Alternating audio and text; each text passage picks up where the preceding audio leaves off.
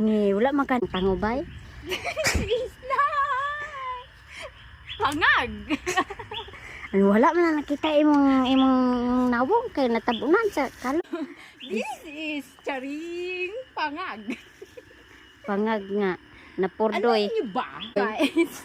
Alam niyo ba na healthy ang isang biodiversity natin, ang kapaligiran natin, kung merong firefly?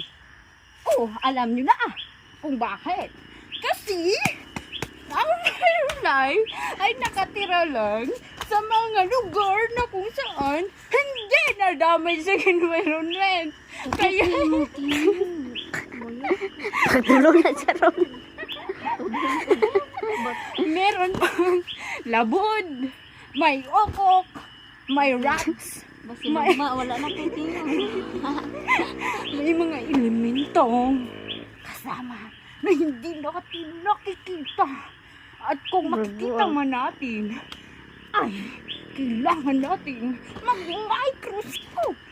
Kaya ayun, ang firefly ay nabubuhay ng dahil okay pa ang lahat, kumpleto pa, maliban lang sa ating Sa paon na yung papa.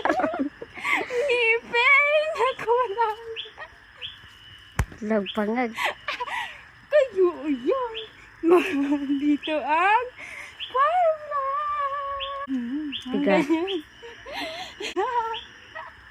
Yan guys, that's all, bye-bye.